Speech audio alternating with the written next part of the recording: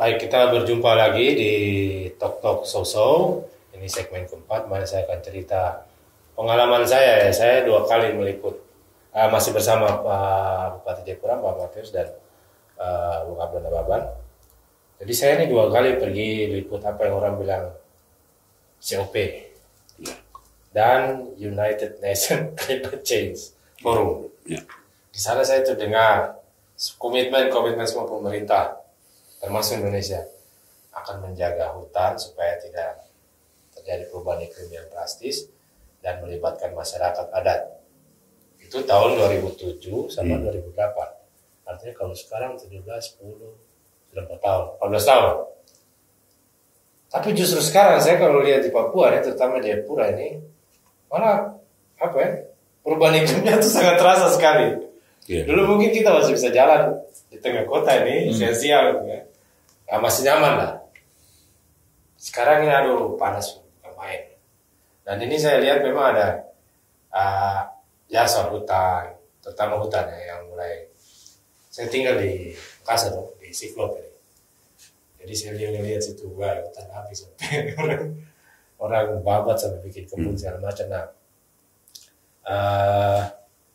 sebenarnya kita Pak Bupati sebagai birokrat, sebagai kepala daerah, sebenarnya komitmen pemerintah daerah itu dalam hal ini negara, tapi kita bicara ini, jadi pemerintah daerah sebenarnya komitmennya untuk menjaga masyarakat adat dan hutannya itu seperti apa ya sebenarnya? Ya, saya belum tahu di provinsi ya. Memang ini amanat Undang-Undang Otsus ini seharusnya menjadi kekuatan kita di situ, apapun aspek pembangunan di Papua. Karena ada kepastian. Ya. Untuk melindungi, untuk memberdayakan, karena seperti tadi Pak mengatakan, Otsus ada ini karena ada masyarakat adat. Ya, jelas. Karena itu, ini gerakan ini benar-benar ditata baik, dibicarakan sampai masyarakat bisa terlibat aktif. Karena pemerintah sendiri tidak bisa. Nah, ini yang kita belum punya satu gerakan besar untuk. Nah, saya pikir ini harus ada komitmen-komitmen. Kemudian DPRP juga bukan merubah nama jadi DPRP saja, tetapi dia menjiwai. Dan semangat itu terus-menerus dibangun. Nah, saya pikir kita kekurangan di situ. Kalau di kabupaten kota, itu lebih banyak berjalan itu otonomi daerah. Otonomi daerah yang nasional maksudnya. Undang-undang Oda. Itu sangat terasa. Tapi kan berikut di sekarang ada DPR. Iya, itu sedang kesana. Tetapi ini kesana ini kerangka-kerangka ini harus benar-benar kuat, harus dipersiapkan. Kalau tidak akan merubah nama tapi isinya tidak. Apa artinya kita merubah nama distrik, kecamatan menjadi distrik, desa menjadi kampung, isinya tidak berubah. Nah, saya pikir ini harus dievaluasi baik dan regulasi-regulasi ini benar-benar kita harus konsisten untuk bicara terus dan lakukan terus diskusi-diskusi seperti sekarang Jubi lakukan ini harus banyak tempat. Orang harus bicara itu. Kalau tidak, kekuatan lain yang jalan. Ya. Orang rasa biasa-biasa saja. Uangnya nggak tahu lari kemana. Kalau tanya orang masyarakat di kampung Otsus, mereka bilang nggak tahu. Ya, itu pasti. Pasti. Dan jawabannya itu yang kita khawatir selama ini. Karena memang kita sendiri yang buat sistem, bukan orang lain. Kita persoalkan kesalahannya di sini, teriaknya di tempat lain. Oke, baik. Jadi, ini hambatan-hambatan yang kita di Papua hadapi. Jadi, kadang-kadang memang dengan hambatan-hambatan seperti begini, tantangan-tantangan seperti begini, kita juga pesimis ya. Artinya masih adakah peluang atau kesempatan untuk kita, masyarakat adat Papua yang kita biasa sebut orang asli Papua ini untuk bertahan, karena kita berhadapan dengan pembangunan yang semakin masif. Dan kalau kita lihat sekarang pembangunan ini, Indonesia sedang mengejar pembangunan dan menggalakkan pembangunan ke Pasifik, membuat Papua ini sebagai pintu gerbang Indonesia masuk Pasifik. Nah, menurut Bung Habon, apakah kita orang asli Papua ini masih punya peluang untuk sebagai masyarakat adat ya, untuk terlibat dengan tantangan dan situasi yang kita hadapi saat ini? Saya malah melihat itu peluangnya banyak sekali, tapi orang Papua menyanyiakan peluang yang banyak. Oh gitu. Oh iya, coba bisa bayangin. Kalau saya sih melihatnya begitu. Peluangnya apa tadi? Regulasi, legislasi, regulasi sudah ada. Ya, tinggal dikerjakan. Ada kepentingan global untuk mendinginkan bumi karena perubahan global. Dan andalannya kan hutan. Ya, benar. Ya. Dan hutan di Papua itu miliknya masyarakat adat. Tapi kan belum dicatat oleh negara, belum dicatat oleh pemerintah bahwa itu miliknya masyarakat adat. Nah, dan akan ada katanya ini apalagi nih, perdagangan karbon. Coba kalau masyarakat adat belum diakui dan diadministrasikan, terus ada pasar karbon, ada perdagangan karbon, sebenarnya itu kan siapa pemilik karbon? Ya masyarakat adat. Masyarakat lah. Artinya kalau ada keluar perdagangan karbon dari Papua, tidak atas nama masyarakat adat, saya bisa pastikan karbon itu karbon curian. Maksudnya bagaimana karbon curian? Ya, dijual oleh yang bukan pemiliknya. Karena pemiliknya kan masyarakat adat. Ya. Karena gini, di hukum Indonesia, jelas itu. Hak atas karbon itu melekat pada hak atas hutan. Hak atas hutan melekat pada hak atas tanah. Ya. Jadi siapa pemilik tanah, maka dialah pemilik hutan. Pemilik hutan dulu. Siapa pemilik hutan, dia pemilik karbon. Persoalannya, tidak ada administrasi yang mencatat bahwa pemilik tanah di Papua itu masyarakat adat Papua. Jadi kalau ada nanti karbon-karbon diperdagangkan, tapi tanahnya belum terdaftar, belum terregistrasi sebagai wilayah adat, maka itu sebenarnya karbon curian. Dan pemerintah-pemerintah atau perusahaan-perusahaan yang akan membeli karbon Papua itu sebenarnya penadah. Maksud saya kan kayak gitu.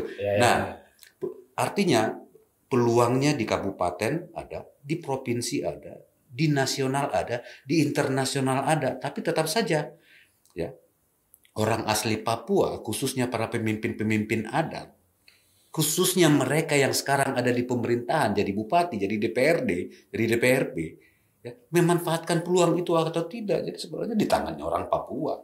Oke.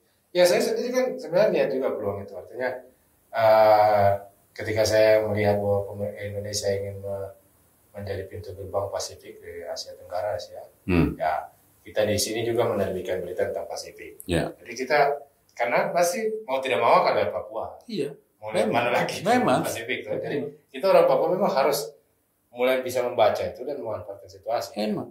Kondisi yang ada. Nah, ini satu hal yang menurut saya tantangan cukup berat dan terus-terusan kayu palang.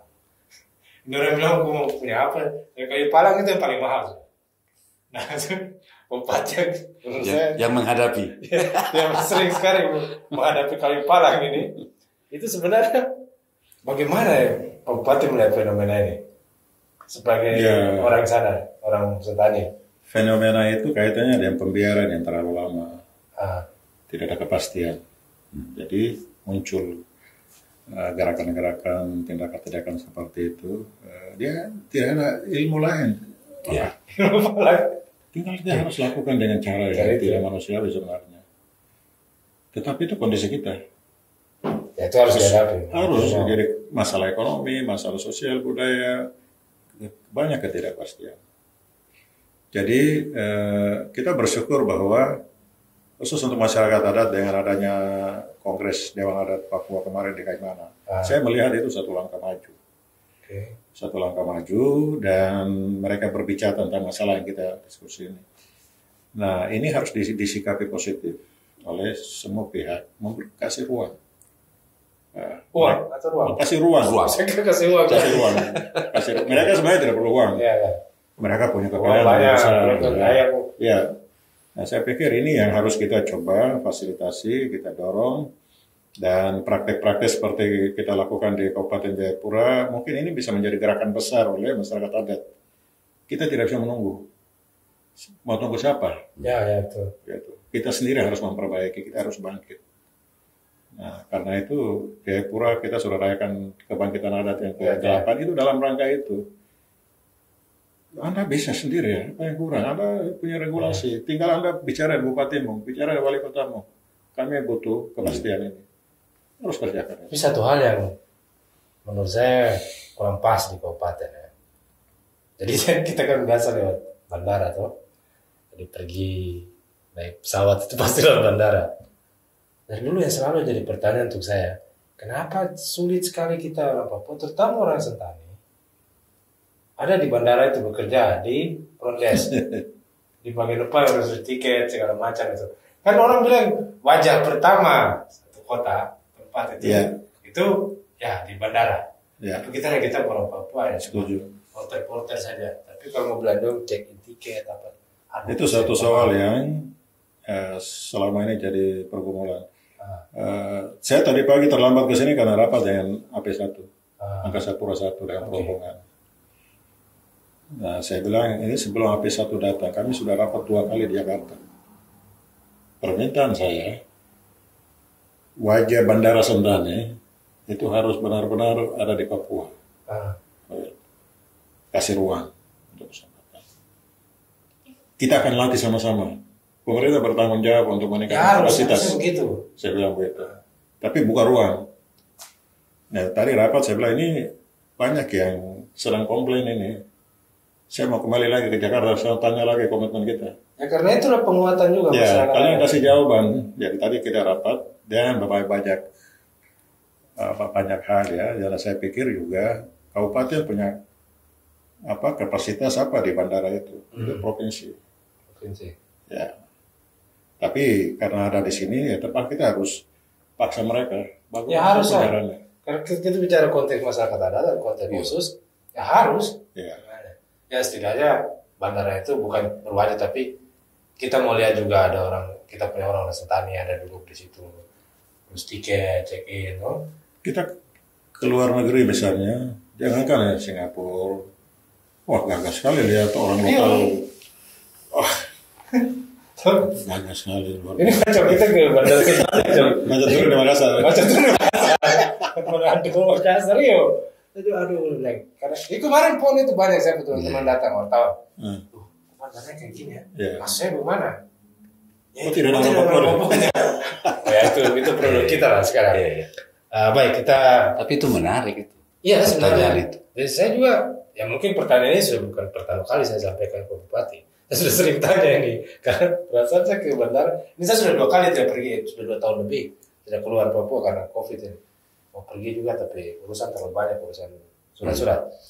Baik kita break dulu untuk sesi 4. Kita akan lanjut nanti di sesi penutup. Sesi 5. Masih dengan Pak Bupati dan Abdul. Terima kasih.